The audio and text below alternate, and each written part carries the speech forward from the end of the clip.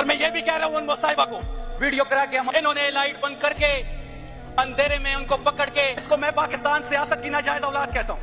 उसके मुंह को आप देखें और जीटी रोड की खड्डों को देख ले, एक ही जैसे आ रहे हैं। किसी के बाप में जुर्रत हो तो हमें रोक के दिखाए, फिर इमरान खान के घुटनों में बैठ जाते हैं और माफी मांगते हैं। दूसरी साइड पे इस मुल्क का फॉर्म 47 पे आया वज़ीर आज़म। अस्सलाम वालेकुम नाज़रीन इकराम, आज पाकिस्तान तहरीक इंसाफ के शेर दिल जवान ने मरियम नवाज को करी करी सुना दी। पूरी असम्बली में कुरान मच गया। मुस्लिम लीग नून वाले मुंह देखते रहे। आप ये वीडियो देखिए, फिर इस पर डिटेल में बात करते हैं। कल और आज इस ऐवान में जो बहस चल रही है, पहली दफा आम लोगों की जज्बात की तर्जुमानी हो रही है। जनाब स्पीकर, 9 और 10 सितंबर की दरमियानी शब को जो हुआ इस मुल्क में पार्लियामेंट के साथ, वो नाकाबिले बर्दाश्त भी है, वो जमहूरियत पे शब खून की मानंद है। एक अजीब ड्रामा 9 और 10 की रात को इस मुल्क में रचाया गया। पार्लियामेंट में पाकिस्तान तहरीक इंसाफ के MNAs मौजूद थे। इजलास खत्म हुआ, बाहर पुलिस खड़ी थी और पाकिस्तान तहरीक इंसाफ के MNAs को गिरफ्तार करने आई हुई थी। हमने जिंदगी में, आप सब इस जमहूरियत को अगर आप स्टडी करें तो इस जमहूरियत में पहली दफा ऐसा हो रहा है कि इलेक्टेबल जो आपके रिप्रेजेंटेटिव्स हैं, जो पार्लियामेंट का हिस्सा है, उनको गिरफ्तार करने के लिए बाहर पुलिस और एजेंसियों के लोग मौजूद थे।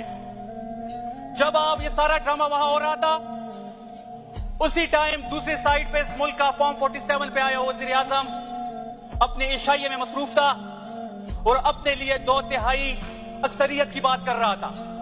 और उसी टाइम बाहर पार्लियामेंट पे और इस मुल्क की जमहूरियत पे शब खून मारा जा रहा था।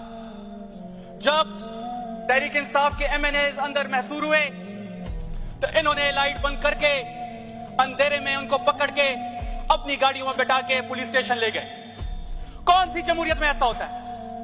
कौन से मुल्क में जमहूरियत में कभी ऐसा हुआ है?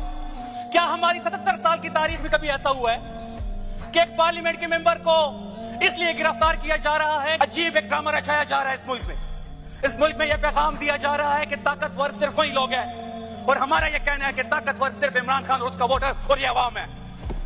अब बात बड़ी सादा और वाज़ेह है कि नाइंसाफी और जुल्म का निजाम नहीं चल सकता। ये मशहूर कौल हज़रत अली रज़ी अल्लाह अन्हु का।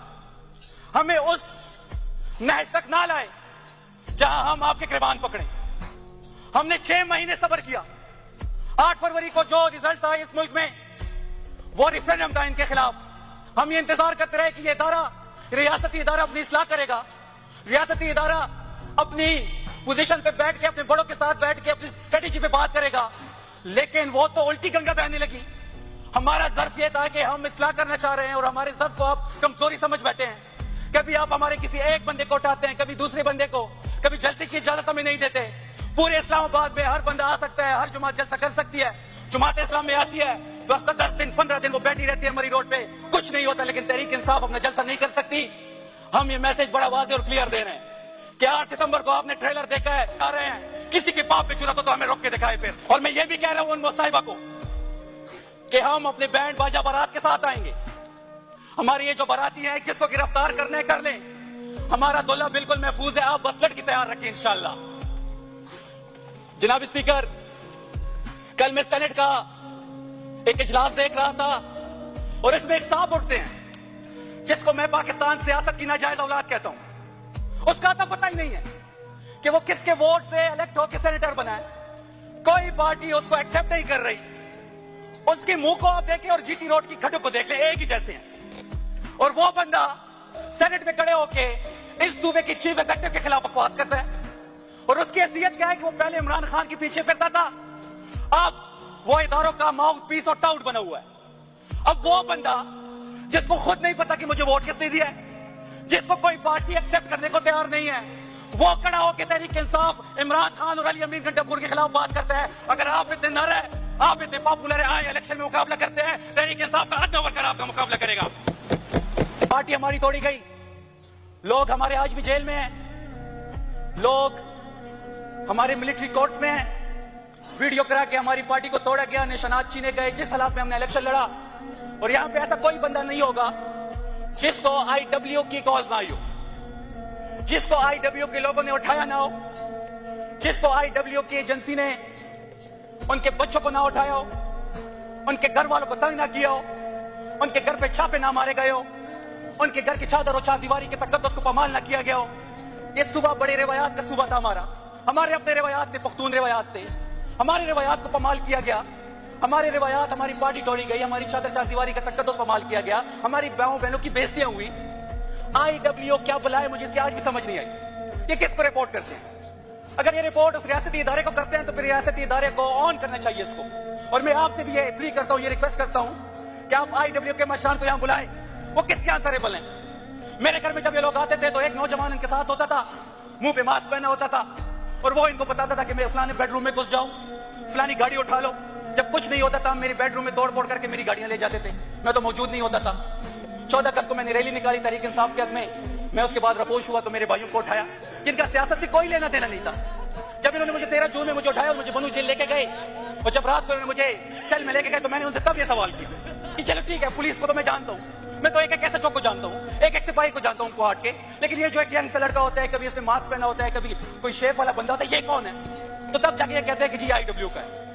तो फिर DJSPR साहब से भी यह सवाल बनता है कि आप रोज आते हैं और प्रेस कॉन्फ्रेंस करते हैं कि जी हम सियासत से हमारा कोई लेना देना नहीं है।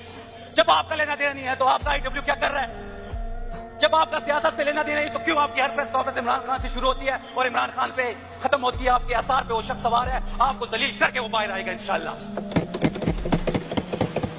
जनाब स्पीकर, आखिर में बड़ी सादा सी बात है और बड़ा सादा सा पैगाम है कि पार्लियामेंट इस मुल्क की सुप्रीम इदारा है। पार्लियामेंट, चाहे वो कौमी असम्बली हो, चाहे सूबाई असम्बली हो, चाहे सेनेट हो, ये सुप्रीम इदारे हैं और ये सुप्रीम इदारों का काम है कि उस मुल्क को आगे लेके जाए।